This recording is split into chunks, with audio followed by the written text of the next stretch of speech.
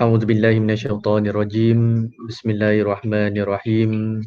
الحمد لله رب العالمين، والصلاة والسلام على أشرف الأنبياء والمرسلين وعلى آله وصحبه أجمعين. سبحانك لا علم لنا إلا ما علمتنا إنك أنت العليم الحكيم. رب اشرح لي صدري ويسر لي أمري واحلل عقدة من لساني يفقه قولي أما بعد. Assalamualaikum warahmatullahi wabarakatuh. Tuan-tuan, puan-puan yang dirahmati oleh Allah Subhanahu Wa Taala sekalian.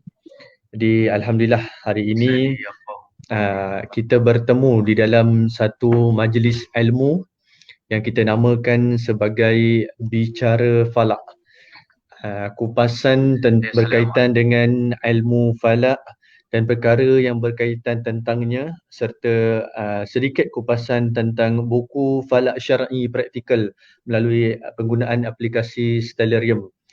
Jadi tuan-tuan dan puan-puan yang baru masuk di dalam live kita pada pagi ini, kita jemput untuk sama-sama sharekan dulu kita punya live ni, sharekan di dalam grup Facebook, sharekan di dalam Facebook personal tuan-tuan dan puan-puan sekalian, ataupun boleh copy link live kita di ada sebelah kanan sekali ada titik 3 tu, kemudian copy link tersebut boleh sharekan di grup-grup WhatsApp tuan-tuan dan puan-puan sekalian.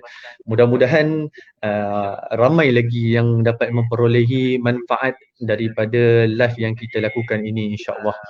Jadi pada hari ini kita bawakan kepada anda semua seorang penceramah, iaitu Al-Fadil Ustaz Nik Abdul Rahman bin Nik Mustafa, iaitu ahli jawatan kuasa falak syar'i wilayah persekutuan, dan juga sifat beliau sebagai ahli jawatan kuasa melihat anak bulan wilayah persekutuan. Jadi sedikit latar belakang Ustaz Nik Abdul Rahman. Beliau berasal daripada Kelantan, berumur 46 tahun, dan juga beliau juga mempunyai pengalaman yang sangat luas dalam bidang perbankan. Kali terakhir jawatan beliau adalah sebagai ketua penasihat syariah di dalam Ar-Rajihi Bank, dan juga jawatan-jawatan yang lain di dalam bidang perbankan yang sangat luas lah. Dan juga beliau juga terlibat dalam pusat latihan Al-Bukhari dan juga lain-lain pengalaman beliau. Jadi untuk serba sedikit tentang latar belakang beliau, kita jemput Ustaz Nik Abdul Rahman untuk perkenalkan secara ringkas tentang latar belakang Ustaz, dan juga bagaimana Ustaz dapat timbulnya minat berkaitan ilmu falak, dan juga Ustaz mempelajari ilmu falak ini daripada mana. Jadi persilakan Ustaz. Bismillahirrahmanirrahim. Alhamdulillahirabbil alamin. Wassalatu wassalamu ala asyrafil anbiya'i wal mursalin wa ala alihi wa sahbihi ajma'in. Rabbi shrah li sadri wa yassir li amri wahlul 'uqdatam min lisani yafqahu qawli. Rabbana zidna ilma warzuqna fahman wa amalan ya akramal akramin. Amma ba'du. Yang saya hormati Ustaz Saidul, seterusnya rakan-rakan pendengar yang dihormati sekalian. Pertama sekali, alhamdulillah, bersyukur kepada Allah Subhanahu Wa Taala kerana di pagi yang begitu tenang, damai ini kita dapat berkongsi ilmu pengetahuan, menambah ilmu pengetahuan, mengulang kaji ilmu pengetahuan, yang mana merupakan suatu kewajipan kita umat Islam untuk kita menambahkan keyakinan, keimanan kita kepada Allah Subhanahu Wa Taala melalui ilmu pengetahuan. Dan di antara ilmu pengetahuan yang kita umat Islam agak ketinggalan, ataupun kita dengan bahasa mudah ramai yang mungkin kurang faham, ila ilmu falak syar'i. Jadi saya amat menghargai apa yang dikemukakan oleh pejabat mufti Kuliah Persekutuan di atas inisiatif yang begitu baik dan bagus ini. Walaupun di keadaan ini kita menghadapi diuji dengan pandemik COVID-19, tapi itu tidak menghalang kita untuk kita melaksanakan tugas sebagai hamba Allah Subhanahu wa taala, di antaranya dengan menambahkan ilmu. Sebagai mukadimah pada pagi ini, saya rasa tidak ada istimewanya saya untuk memperkenalkan diri, dan kebanyakannya telah disentuh ataupun telah diperkenalkan oleh Ustaz Saidul. Cuma tadi mungkin saya bukanlah ketua penasihat syariah bank, kan. Saya hanya sekadar staf ataupun kaki tangan sebuah bank di Kuala Lumpur, jawatan terakhir saya, dan saya merupakan ketua unit mungkin bahagian review ataupun ar-riqab asy-syar'iyyah. Apa pun lebih penting tentang ilmu falak ini, saya minat ilmu falak daripada alam persekolahan lagi. Alam persekolahan lagi, dan di waktu itu alhamdulillah bumi kita Malaysia ini bertuah ini ramai tuan-tuan guru, ustaz-ustaz yang mahir ilmu falak dan mengorbankan diri dia untuk mendidik anak bangsa mengenali dan memahami ilmu falak syar'i. Saya boleh sebut di sini ketika di Kelantan, ketika di awal persekolahan menengah, saya teringat kepada guru saya rahimahumullah semuanya, antaranya Al-Fadhil Ustaz Haji Ismail, Haji Ni Ismail Ni Abdul Rahman, antaranya tokoh falak Kelantan yang pada masa itu orang hanya the only one yang membuat takwim waktu solat di Kelantan. Dibuat oleh dia. Dan kemudian saya dipertemukan dengan Al-Fadhil Ustaz Almarhum Ustaz Abdul Rahman Hussein, ataupun gelaran manjanya Ustaz Man Bilal, yang merupakan yang dipertua bekas mantan yang dipertua Persatuan Falak Syar'i Malaysia yang kedua. Dan kemudian yang ramai lagi tuan-tuan guru yang lain, antaranya Ustaz Haji Muhammad bin Yusuf Syurga yang banyak mendidik saya. Dan kemudiannya saya didedahkan dengan beberapa program di Kuala Lumpur. Ketika ini saya mengucapkan ribuan terima kasih, walaupun pada usia muda saya dah masuk conference ataupun muktamar falak antarabangsa di Kuala Lumpur, anjuran bahis pada masa itu, anjuran Persatuan Falak Syar'i Malaysia pada masa itu. Pada masa itu kita kenal dengan almarhum Profesor Dr. Abdullah Ibrahim dan ramai lagi tokoh-tokoh lain. Jadi minat di situlah minat saya belajar ilmu falak. Dan ketika awalnya saya mulakan dengan falak falak yang old version punya, cara lama, yang cara mengira dan cara istilah-istilah Arabnya, tul balad ardul balad.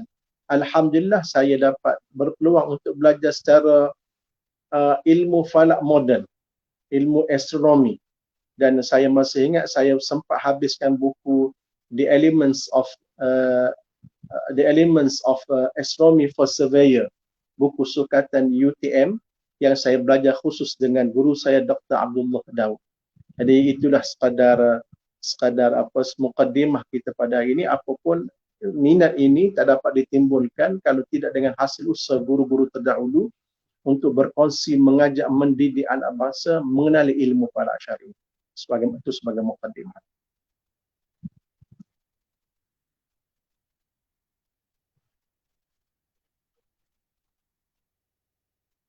Okey, Ustaz Saidul boleh teruskan.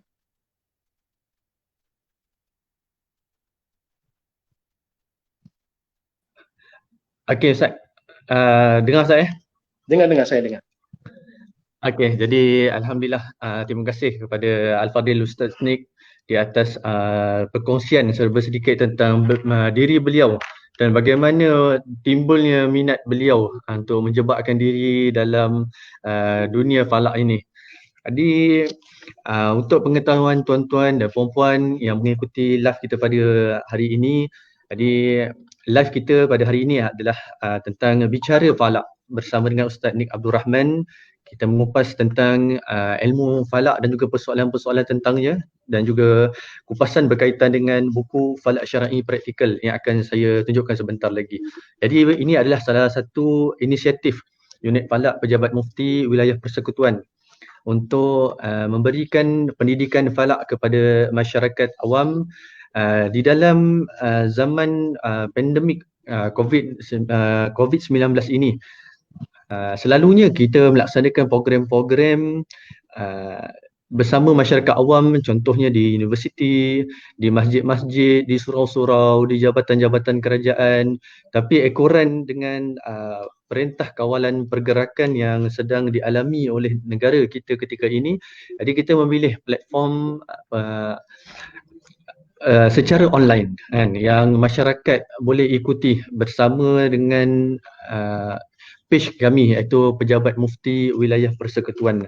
Jadi alhamdulillah, itu tadi adalah sedikit tentang pengenalan penceramah kita, Ustaz Ni Abdul Rahman. Jadi untuk pengetahuan tuan-tuan semua, Ustaz Ni Abdul Rahman juga ada menerbitkan beberapa buah buku karangan beliau. Di antaranya yang akan saya tunjukkan adalah buku Falak Syar'i Praktikal. Ini dia tuan-tuan sekalian. Falak Syar'i Praktikal melalui penggunaan aplikasi Stellarium sesuai untuk dimiliki oleh semua lapisan masyarakat.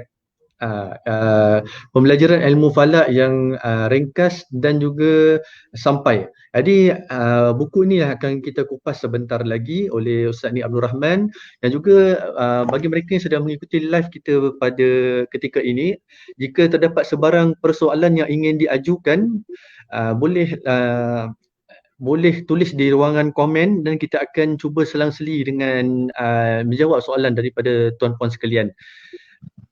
Okey, jadi tanpa membuang masa, kita jemput Ustaz Nik Abdul Rahman untuk memperkenalkan serba sedikit latar belakang buku karangan beliau, Falak Syar'i Praktikal melalui penggunaan aplikasi Stellarium. Mengapa buku ini diterbitkan, mengapa timbulnya idea untuk menerbitkan buku ini, dan juga kita minta Ustaz kupaslah isi kandungan buku ini kepada kita semua. Dipersilakan Ustaz. Baik, bismillahirrahmanirrahim.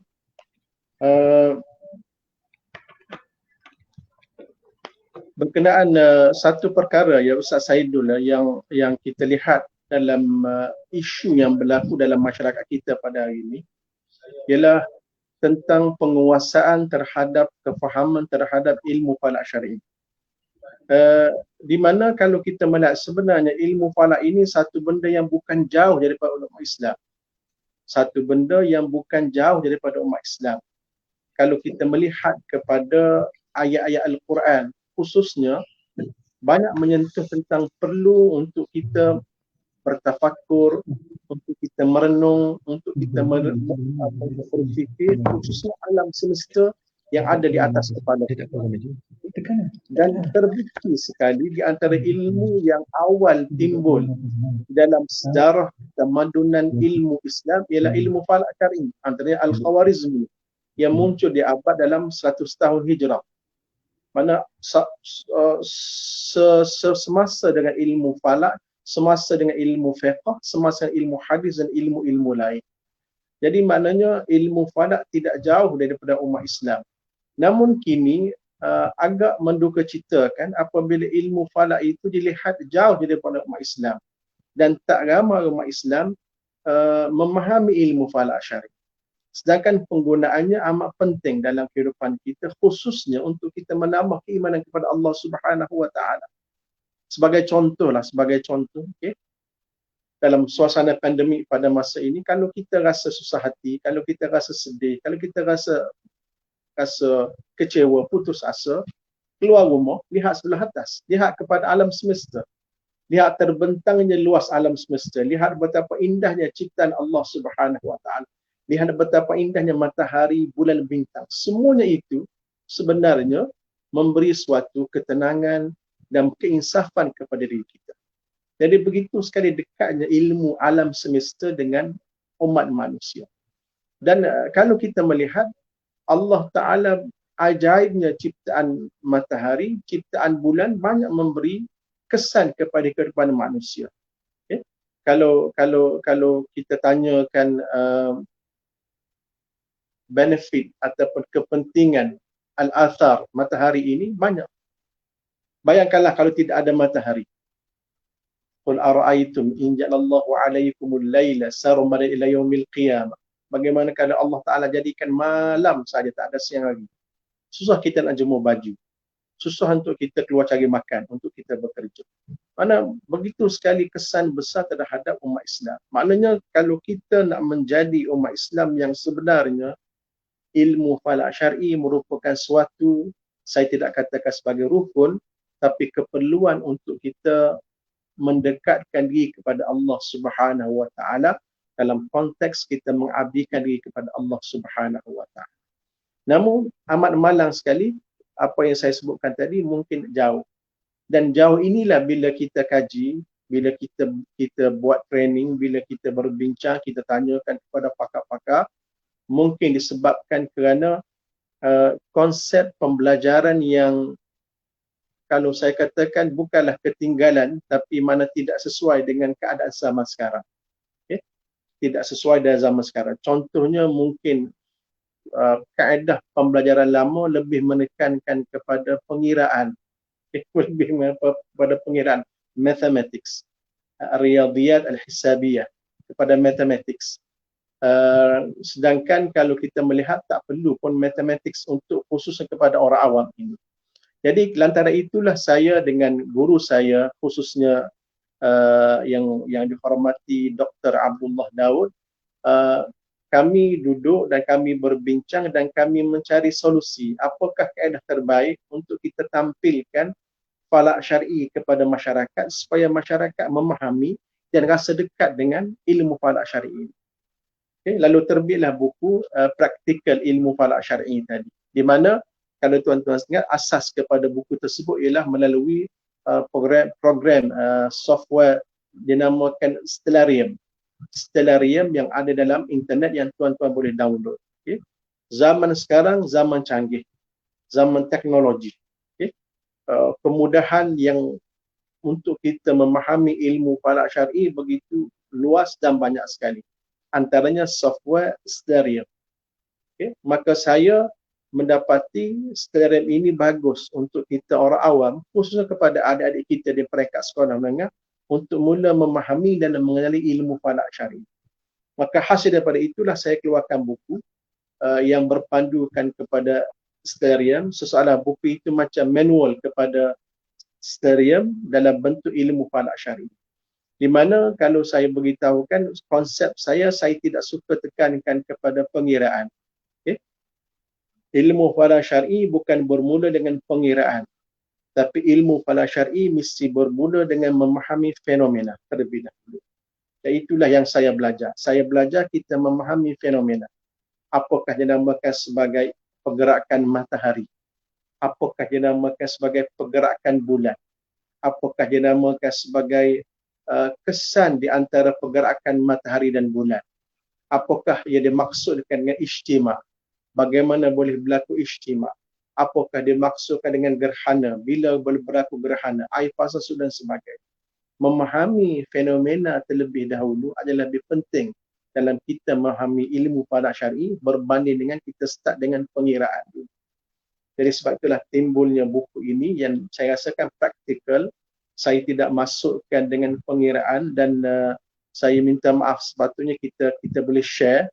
Tapi kan ada sedikit masalah teknikal pada pagi ini, saya boleh sharekan sedikit apakah yang saya masukkan praktikal dalam buku tersebut. Tapi saya tidak melibatkan pengiraan, saya cuba ringkaskan kefahaman, saya cuba letakkan kalau CV pun CV campur tolak saja. Tidak melibatkan pengiraan sinus, cosine, tangent lagi, tidak melibatkan spherical triangle lagi. Kita buat dengan fenomena.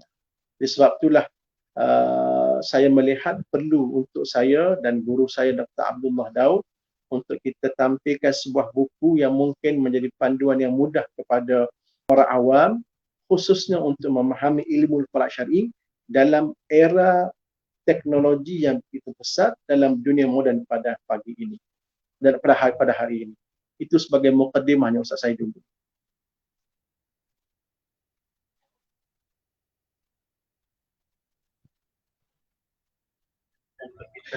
Alhamdulillah, itu berkaitan, itu adalah mukadimah daripada buku Falak Syar'i Praktikal karangan Ustaz Nik Abdul Rahman bin Mustafa, Ahli Jawatankuasa Falak Wilayah Persekutuan dan Ahli Jawatankuasa Milik Anak Bulan Wilayah Persekutuan. Jadi itu tadi adalah perkongsian beliau berkaitan dengan bagaimana timbulnya idea daripada beliau untuk menghasilkan buku tersebut. Jadi di dalam buku tersebut beliau ada mencoretkan berkaitan dengan kepentingan matahari, kepentingan bulan dan kepentingan matahari dan bulan dalam kehidupan kita. Tentang fenomena-fenomena yang berkaitan dengan matahari dan bulan. Jadi kita minta Ustaz ni kupaskan tentang kepentingan matahari, kepentingan bulan, kepentingan gabungan matahari dan bulan di dalam kehidupan kita seperti sebagaimana yang Ustaz Nik coretkan di dalam buku Falak Syar'i tersebut. Dipersilakan Ustaz. Bagus, terima kasih kepada Ustaz Saidul, soalan yang bagus sebenarnya. Kalau kita melihat kepada objektif ataupun matlamat pembelajaran ilmu falak syar'i, saya merujuk kepada falak syar'i, maknanya astronomi Islam. Kalau kita merujuk kepada ilmu astronomi mungkin luas, tapi kita fokuskan kepada syar'i, ilmu falak syar'i. Apabila kita membincangkan ilmu falak syar'i,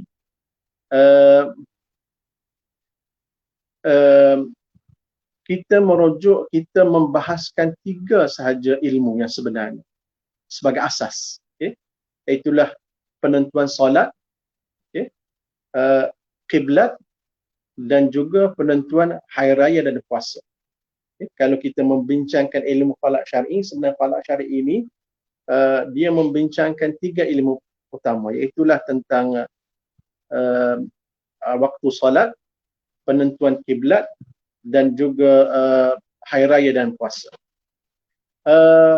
Dan kesemua perkara tersebut dia berpandukan kepada sebenarnya matahari dan bulan. Matahari dan bulan. Jadi matahari dan bulan ini penting kehidupan kita.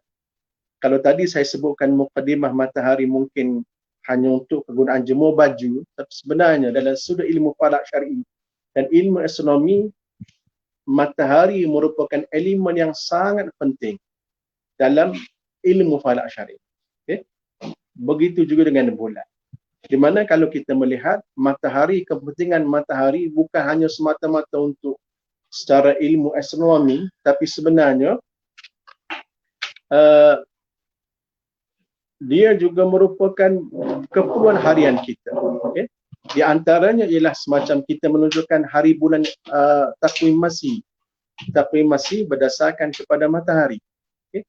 Kalau kita melihat kepada penggunaan dalam sistem dunia penerbangan, dalam sistem perkapalan, GPS berpandukan kepada matahari. Dalam jabatan ukur, untuk kita menentukan lokasi batu penanda arah, batu penanda sempadan tanah juga berpandukan kepada matahari. Menentukan kompas, kalau kita masuk hutan kita gunakan kompas, tapi kalau kompas kita hilang, kita juga berpandukan kepada matahari.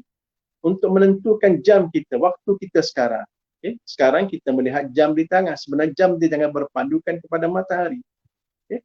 Dan juga menentukan waktu solat juga berpandukan kepada matahari.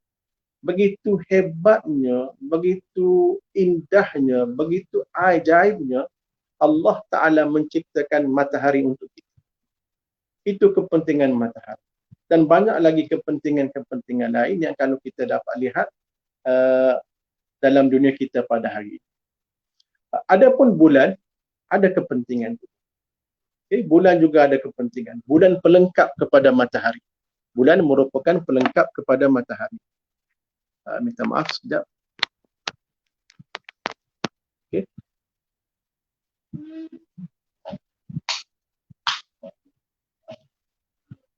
Kalau kita melihat kepada bulan, kalau kita melihat kepada bulan, bulan kepentingannya ialah untuk takwim hijrah.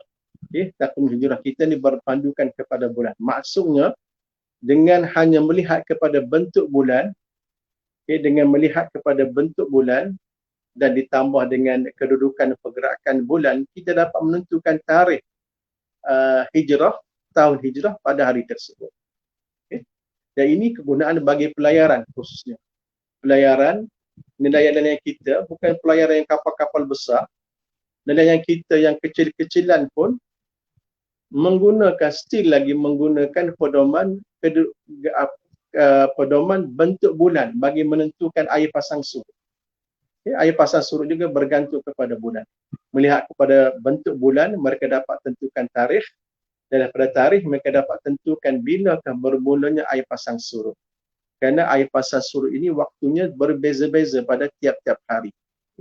Ini kepentingan. Yang mana kalau kita kembali kepada zaman dahulu sekalipun, kita tidak akan sesat kalau kita mempunyai kefahaman tentang matahari dan juga bulan.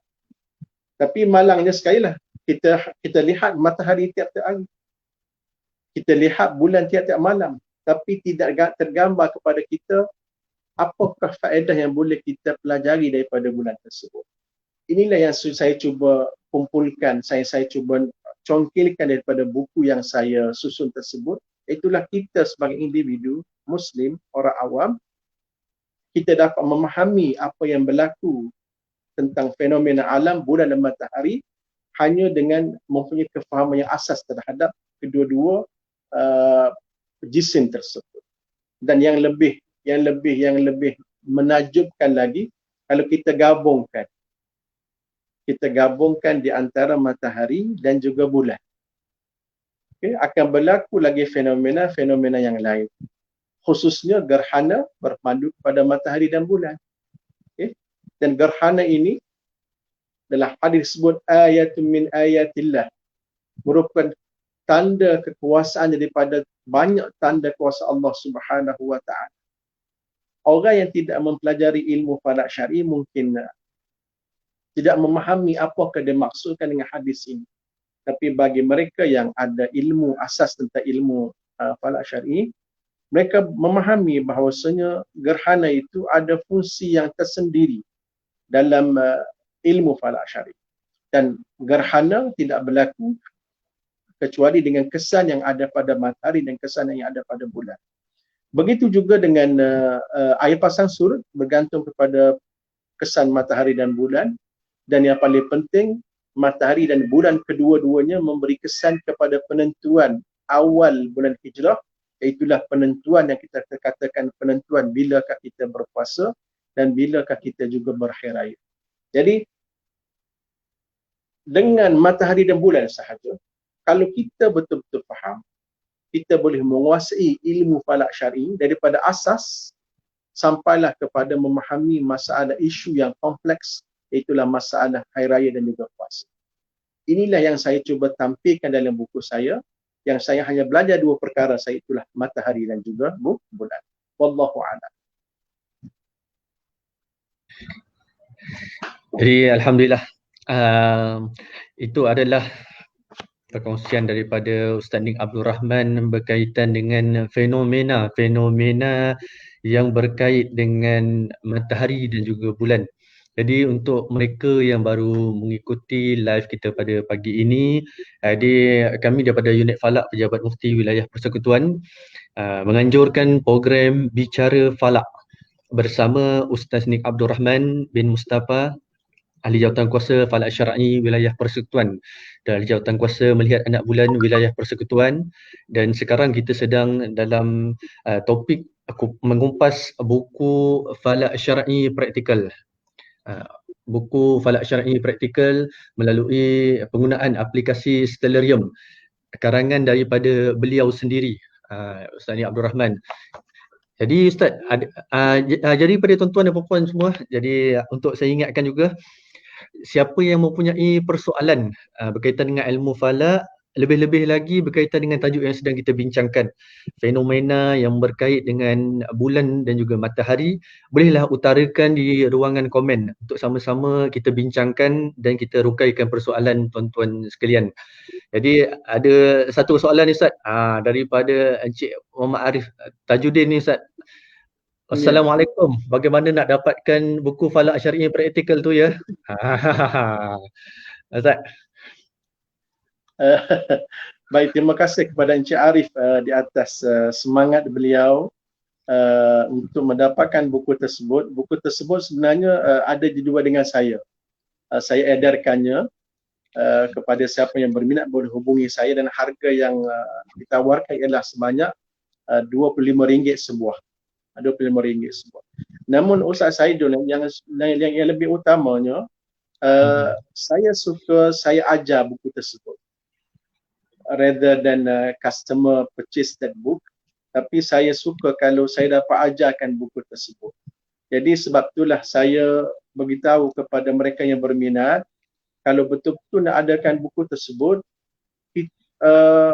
bukanlah saya berupaya, kita boleh adakan program separuh hari sahaja untuk pembelajaran buku tersebut. Tuan-tuan bayangkanlah, saya belajar ilmu falak syar'i dan saya boleh tunjuk buku saya bertahun-tahun. Dia bertahun-tahun nak memahami, kerana kita pada masa itu tidak ada teknologi.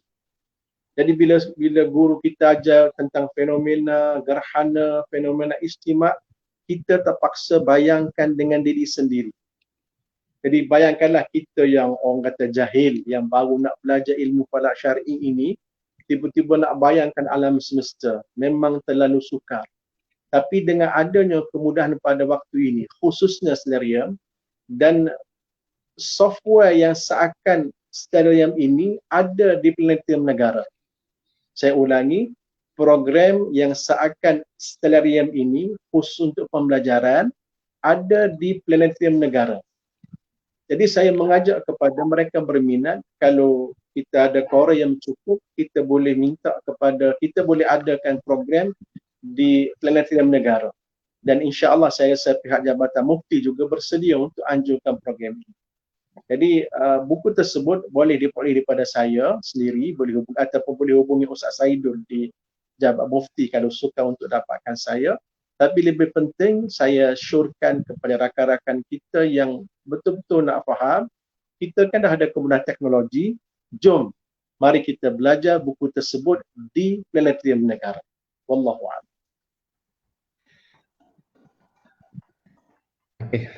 Terima kasih Ustaz Nik atas jawapan itu. Jadi kita harap Encik siapa tadi?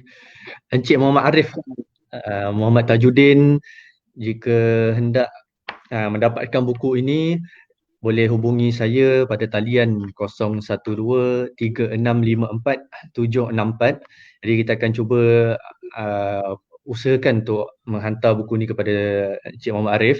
Dan juga sebenarnya kami daripada pihak Pejabat Mufti Wilayah Persekutuan, memang kami mengambil inisiatif untuk menganjurkan program bedah buku, bedah buku. Pertamanya kami pada bulan 8 yang lalu kami telah melakukan program bengkel TOT, Training of Trainers, pada guru-guru kelab falak wilayah persekutuan yang bertempat di planetarium. Jadi kita mengupas tentang buku ini. Jadi untuk pengetahuan semua juga, terdapat lebih kurang 25 buah sekolah menengah di sekitar wilayah persekutuan yang bernaung di bawah Pejabat Mufti Wilayah Persekutuan. Jadi kelab-kelab falak itu mempunyai silibus falak di dalam aktiviti kurikulum mereka, dan guru-guru kelab falak inilah dilatih oleh Pejabat Mufti Wilayah Persekutuan. Jadi kami mengambil inisiatif jugalah untuk program kupasan berkaitan buku ini pada guru-guru kelab falak. Jadi kita mengambil pendekatan online pula lah pada pada musim PKP ini, kan, untuk kita membincangkan berkaitan dengan buku ini. Jadi Ustaz, ada satu soalan lagi yang diutarakan semasa kami poster live kita pada hari inilah. Jadi ada sahabat kita bertanya Ustaz, bagaimana untuk kita membezakan jenis-jenis fajar? Jenis-jenis fajar. Jadi untuk pengetahuan semua juga, pada 28 November 2019, negara kita digemparkan dengan isu pertambahan 8 minit solat subuh. Kan, solat subuh bermula dengan negeri Selangor, kemudian wilayah Persekutuan dan diikuti dengan negeri-negeri yang lain. Kan. Jadi seperti yang kita tahu, waktu subuh ataupun permulaan ibadah puasa bermula ketika munculnya fajar, kan, ketika munculnya fajar, ataupun kalau kita boleh sebut benang putih, Ustaz, seperti Benar putih. yang disebutkan di dalam surah Al-Baqarah ayat 187, kan, wa kulu washrabu hatta yatabayyana lakumul khaytul abyad minal khaytil aswadi minal fajr. Kan, makan apa tu, dan minumlah kamu sehingga kelihatan dengan jelas, kan, benang putih, kan, ataupun benang putih dan hitam, iaitu fajar, kan. Jadi kita minta Ustaz kupas sedikit berkaitan dengan fajar ni, jenis-jenis fajar. Jadi dipersilakan Ustaz. Baik, bismillahirrahmanirrahim. Berkenaan dengan fajar ini, kita kena faham apakah dimaksudkan dengan definisi fajar. Fajar ini secara mudah ialah bermulanya waktu pagi. Bermulanya fajar ialah maksud bermulanya waktu pagi. Apakah maksud waktu pagi? Iaitulah apabila cahaya matahari telah kelihatan. Kalau orang tanya apa maksud lagi cahaya matahari kelihatan, maknanya malam dah berakhir. Okay, kita semua malam dah berakhir. Itu maksudnya waktu pagi. Jadi fajar ialah merujuk kepada waktu pagi. Jadi waktu pagi ini dia berbeza-beza di antara kehendak manusia. Okay? Mungkin waktu pagi kita pukul 8. Okay? Waktu pagi kita pukul 8. Mungkin waktu pagi bagi setengah orang pukul 7. Waktu pagi ada setengah pukul 5. Itu berbeza-beza. Dari sudut astronomi, waktu pagi ini saya rasa ada 3-4 definisi yang dikemukakan oleh astronomers berkenaan dengan waktu pagi. Okay? Mereka mendefinisikan berdasarkan kepada kenampakan timbulnya cahaya di ufuk. Okay? Ada 3-4 definisi. Cuma di dalam syariah, dalam falak syar'i, dan apa yang dikemukakan oleh Ustaz Sailul tadi berkenaan dengan standardized 18 degrees untuk waktu subuh, dia berasaskan kepada firman Allah Subhanahu wa taala yang berbunyi a'udzubillahi minasyaitonir rajim wa kulu washrabu hatta yatabayyan lakumul khaytul abyad minal khaytil aswad minal fajr. Okay? Benang putih dengan benang hitam, benang putih dengan benang hitam daripada waktu pagi. Okay, di mana di dalam fiqh, kalau kita melihat kepada kitab fiqh, di sana ada 2 fajar yang dibicarakan, fajar kadzib dan fajar shadiq. Fajar kadzib ialah fajar, kalau kita terjemahkan kadzib ni dusta, ataupun fajar yang bukan lagi sebenarnya. Fajar shadiq, fajar yang sebenar-benarnya fajar, waktu pagi yang sebenar-benarnya. Di mana mengapakah kitab fiqh kita dan mengapa Allah Ta'ala sebut fajar shadiq dengan fajar kadzib ini, ialah kerana pada masa itu waktu paginya cahaya matahari seakan-akan kelihatan. Okay? Cahaya matahari dah mula timbul. Cuma fajar kadzib yang berlaku lebih awal sebelum fajar shadiq, cahaya mataharinya sekejap saja. Okay? Dia hanya timbul sekejap secara horizontal, secara vertikal, secara berpanjangan, sekejap saya timbul, kemudian dia malap kembali. Okay? Itu bukan lagi waktu subuh. Waktu subuh yang sebenar apabila bermulanya fajar shadiq, di mana kenampakan cahaya matahari mula menyeluruh, menyerangi waktu ufuk. Di situ bermulanya waktu subuh. Jadi di dalam falak syar'i, kita membicarakan 2 fajar saja, itu fajar shadiq dan fajar kadzib. Walau apapun fajar kadzib ini fajar yang tidak sebenar untuk menentukan waktu subuh, tapi sebenarnya kita kurang membincangkan ataupun memberi kajian tentang Fajar Sadiq. Seharusnya kita kena ada kajian. Mengapakah Allah Ta'ala timbulkan Fajar Sadiq dan Fajar Kadhib? Mengapakah berlakunya fenomena ini, dan mungkin ada manfaat bagi kehidupan kita. Dan Alhamdulillah dalam menentukan Fajar Sadiq ini, kerana di waktu pagi berbeza dengan waktu maghrib, di mana waktu maghrib ni kita baru siang baru malam, ini malam baru siang, maka di Malaysia kita ini hasil daripada kajian ulama-ulama silam ada sikit perbezaan penentuan waktu subuh di kalangan beberapa buah negeri. Ada beberapa buah negeri dia berbeza waktu subuh dia. Walaupun kita tengok jam biasa, tapi dia sikit standard parameter untuk menentukan waktu subuh itu ada perbezaan. Maka hasil daripada itu, pihak JAKIM, inisiatif pihak JAKIM selaku badan berautoriti yang menjaga maslahat agama Islam di seluruh negara, mengambil inisiatif membuat kajian. Bilakah sebenarnya kedudukan matahari berlaku apabila berlakunya waktu subuh? Maka selepas dia buat kajian lapangan selama beberapa tahun dengan pihak universiti, maka kita menyelaraskan bahawa sewaktu subuh kita ialah sudah degree-nya ialah 18 darjah di bawah ufuk. 18 darjah di bawah ufuk. Kalau kita melihat kepada kajian, ada yang mengatakan sampai 16, ada mengatakan 12 pun ada. 12 tu mungkin dah hampir cerah subuh, tapi kita di Malaysia kita mengambil ketetapan di seluruh negara iaitu waktu subuh kita bermula apabila matahari mencapai degree 18 darjah di bawah ufuk. Ini merupakan suatu, bagi saya suatu kemajuan yang dibuat dalam ilmu falak syar'i. Jadi itulah sikit penjelasan saya berhubung dengan fajar yang ditanya oleh soalan tadi. Wallahu a'lam.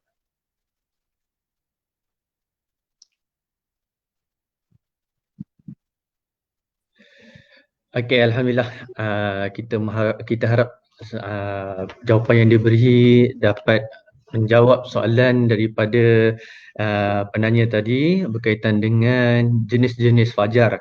Jadi kita dapat soalan daripada Ustaz Syukri Abdul Ghani. Salam Ustaz.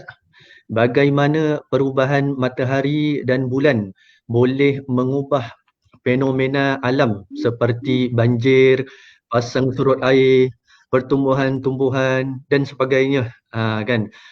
Matahari yang terbit daripada timur ke barat, kan? Bulan yang ada anak bulan, ada hilal, ada bulan fasa separa, fasa penuh, kan? Bagaimana fenomena tersebut tu dapat mengubah kejadian alam seperti banjir, pasang surut, kan? Pertumbuhan dan sebagainya.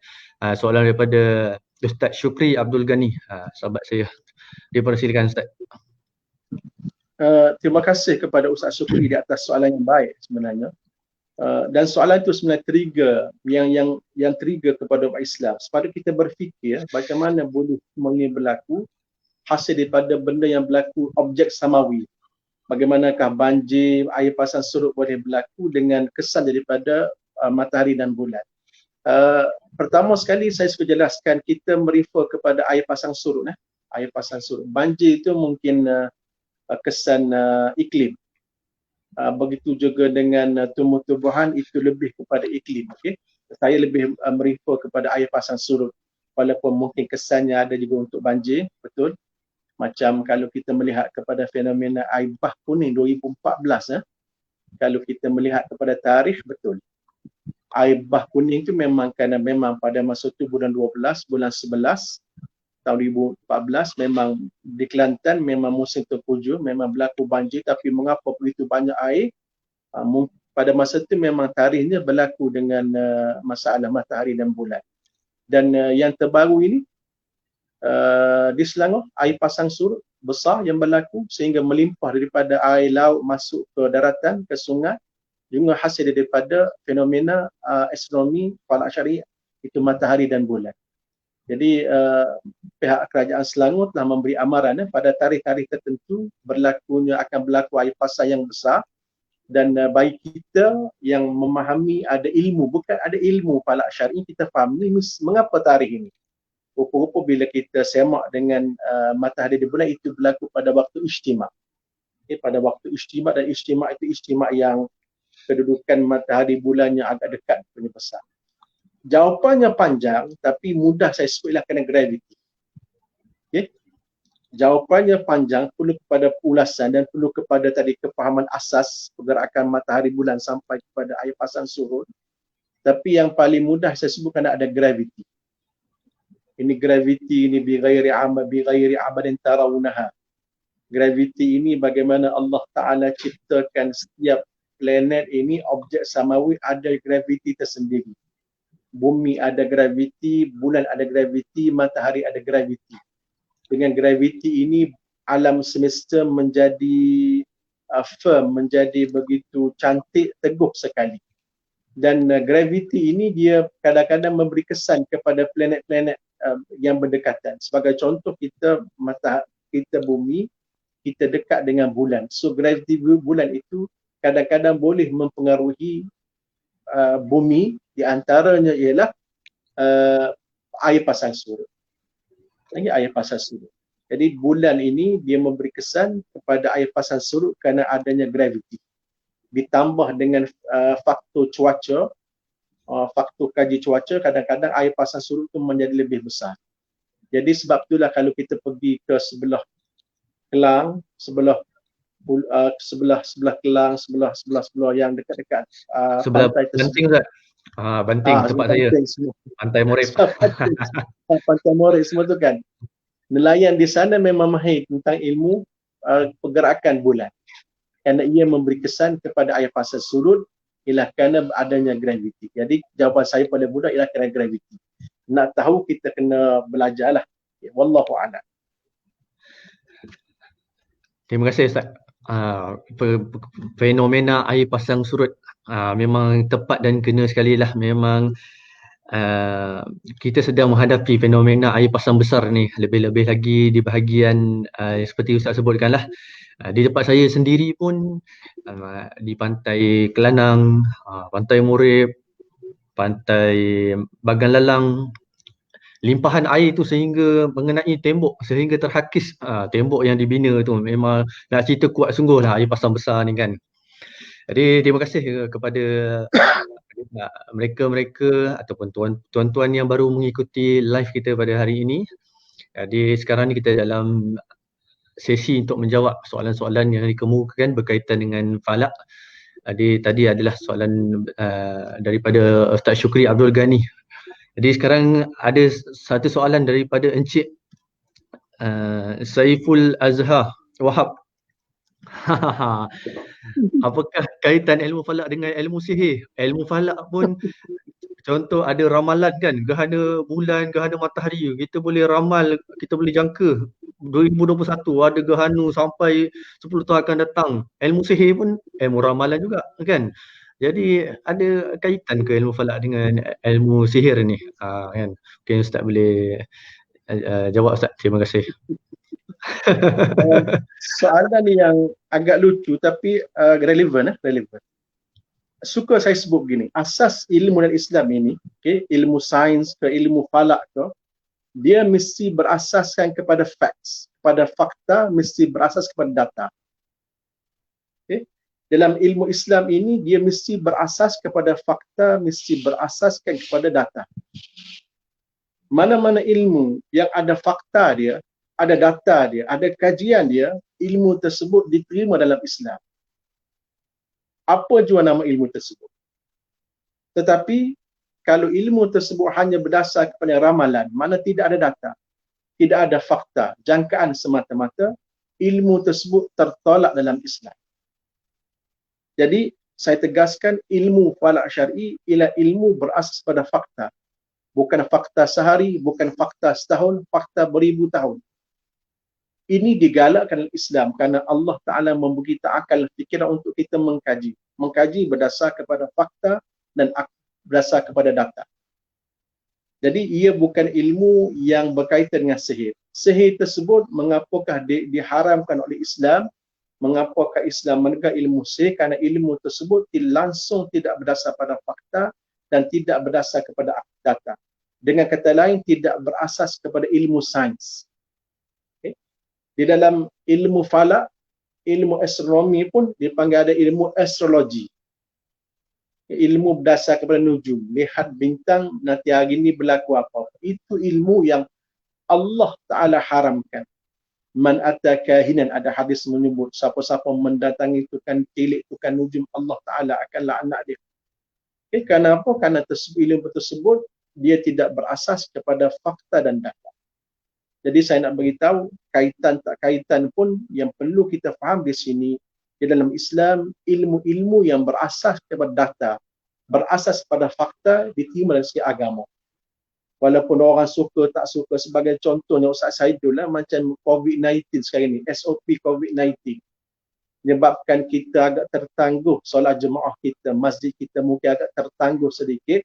Okay? Sebenarnya dari segi ilmu fiqhul mizan dia panggil, ia diterima dalam Islam kerana COVID-19 ini ada fakta dan data dia. Okay? Yang tak dapat kita terima apabila sesuatu ilmu tersebut tidak ada fakta dan tidak ada datanya, tidak berasas pada kajian, maka ilmu tersebut ditolak dalam Islam. Saya rasa itulah sikit penjelasan saya. Wallahu a'lam.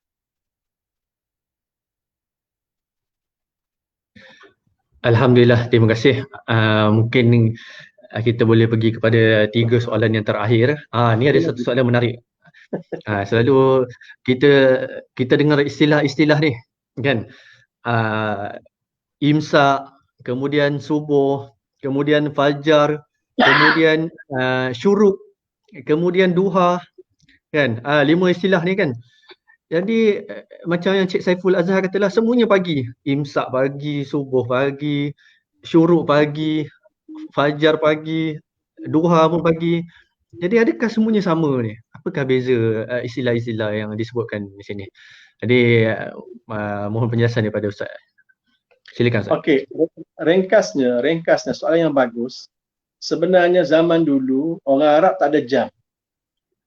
Orang Arab tidak ada jam. Jadi mereka menamakan waktu dengan nama-nama. Okay, waktu subuhnya apabila matahari banyak, subuh fajar lebih kurang sama. Syuruknya apabila matahari dah tinggi gini. Duhanya tinggi gini. Jadi semua istilah fajar, subuh, duha, syuruk dan pelbagai lagi sebenarnya ialah waktu-waktu, nama-nama waktu yang digunakan oleh Arab pada zaman dulu mewakili macam jam zaman sekarang. Dalam buku saya sebut dalam lisan Arab syair tentang nama-nama ini. Rupa-rupanya orang Arab dah ke depan pada zaman dulu di mana siang hari ada 12 nama berdasar kepada dukungan matahari dan 12 nama pada waktu malam. Jadi saya boleh sebutkan bahawasanya waktu duha, syuruk, fajar ini ialah merupakan nama-nama kedudukan matahari di siang hari. Wallahu a'lam. Okey Ustaz.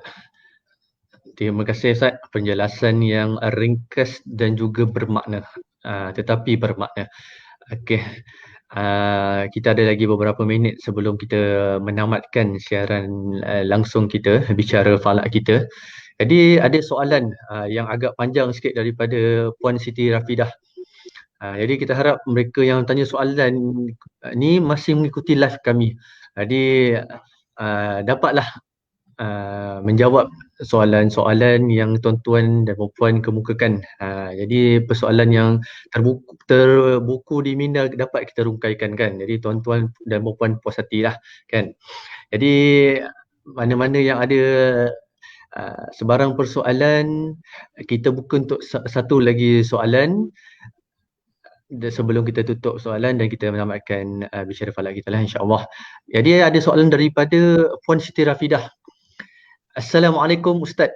Saya ada menerima kabar katanya beberapa hari sebelum bulan mengambang penuh akan berlaku perubahan pada hormon seseorang, terutamanya jikalau anak-anak ada eczema. Contoh kalau anak eczema, ketika itulah kulit-kulit anak akan menjadi teruk. Begitu juga dengan antibody seseorang akan lemah beberapa hari sebelum bulan mengambang. Beliau mendengar kabar kan. Beliau nak confirmkan sama sahih atau tak sahih kabaran beliau tu kan. Jadi kalau Ustaz dapat beri pencerahan sikit Ustaz, silakan Ustaz. Jawapan saya ringkas wallahu a'lam. Kerana ini soalan berkenaan dengan ilmu perubatan, mesti refer kepada doktor. Dalam ilmu falak syar'i, saya rasa saya belum jumpa lagi dalam bab ini. Wallahu a'lam. Mhm. Okey, terima kasih Ustaz. Okey. Jadi insya-Allah uh, last soalan. Okey, last soalan. Kita okey. Daripada panjang nama dia. May Becky PC Gombak. Jadi siapa yang nak baiki komputer boleh kontak dengan Abang May kita. Boleh baiki PC area Gombak. Okay, jadi soalan daripada Encik May kita. Assalamualaikum Ustaz. Betul ke kalau malam ada 3 bintang sebaris itu tandanya arah kiblat? Kan? Yang berkaitan dengan kata buruj kan? Betul ke buruj yang ada 3 bintang sebaris itu menandakan adanya arah kiblat dalam buruj itu? Mungkin Ustaz boleh menjawab persoalan daripada Encik May kita. Silakan Ustaz.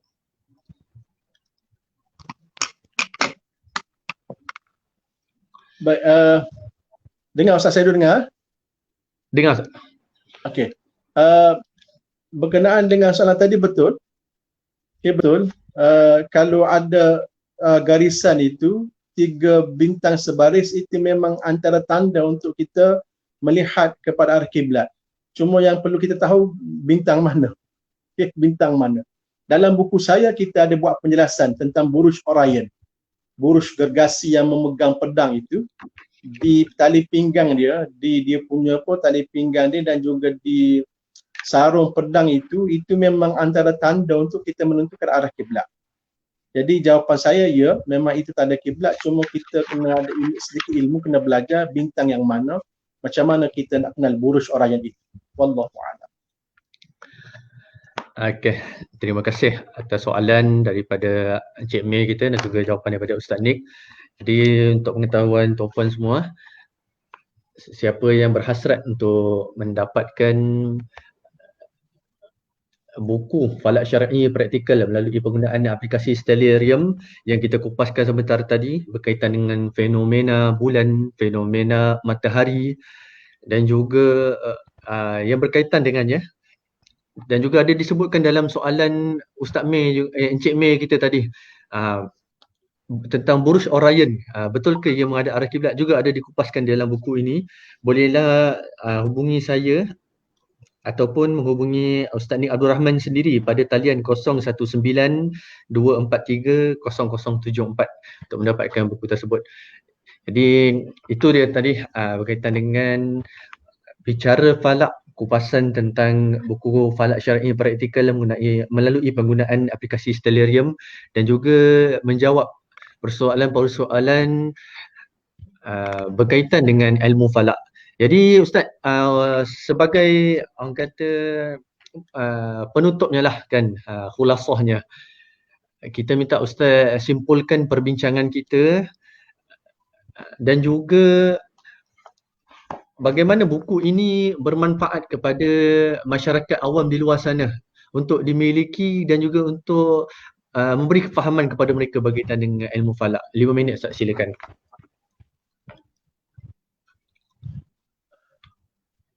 Saya minta maaf Ustaz, saya dulu saya tak berapa jelas tadi.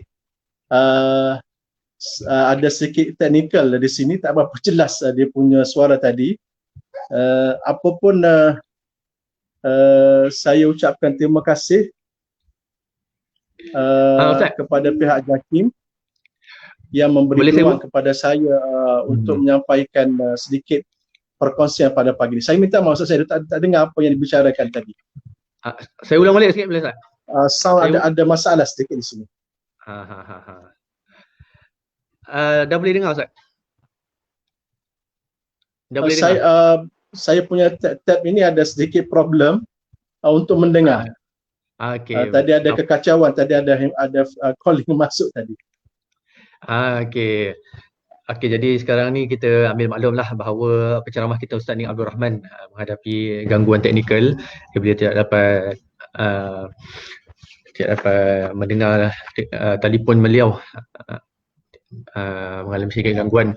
Jadi kami daripada pihak Pejabat Mufti Wilayah Persekutuan mengucapkan berbanyak-banyak terima kasih, jutaan terima kasih kepada Al-Fadil Ustaz Nik Abdul Rahman bin Mustafa atas perkongsian yang dilakukan oleh beliau sebentar tadi berkaitan dengan buku falak syar'i praktikal mengenai penggunaan aplikasi Stellarium dan juga jawapan-jawapan yang beliau berikan di atas persoalan-persoalan yang dikemukakan sebentar tadi. Jadi kita juga daripada Pejabat Mufti Wilayah Persekutuan akan menganjurkan siri bicara falak pada siri-siri yang seterusnya bersama dengan penceramah-penceramah yang lain dan juga topik-topik yang lain. Jadi insya-Allah iklan datangnya akan kami update di dalam laman web Pejabat Mufti Wilayah Persekutuan dan juga laman Facebook, Instagram dan juga Twitter Pejabat Mufti Wilayah Persekutuan untuk bahan kepada masyarakat awam di luar sana. Berkaitan dengan pendidikan falak ini yang akan kami sampaikan kepada masyarakat awam. Jadi untuk akhirnya boleh rujuk di dalam ruangan komen bagi mereka yang terlepas mengikuti live kita tadi bagaimana untuk mendapatkan buku falak syar'i praktikal melalui aplikasi Stellarium ini. Bolehlah refer dengan skrin yang kami skrin pada telefon tuan-tuan. Kami ada sertakan nombor telefon Ustaz Nik 019-243-0074 untuk mendapatkan buku falak syar'i praktikal karangan beliau sendiri. Jadi akhirnya Ustaz Nik, kita mengucapkan terima kasih banyak-banyak. Moga kita dapat bersiaran pada bicara yang akan datang. Aku qauli, saya juga mengucapkan terima kasih dan juga minta maaf jika terdapat sebarang kekurangan sepanjang saya mengendalikan live ini. Jadi akhirnya kami mengucapkan aku qauli hadza astaghfirullahalazim li wa lakum. Assalamualaikum warahmatullahi wabarakatuh.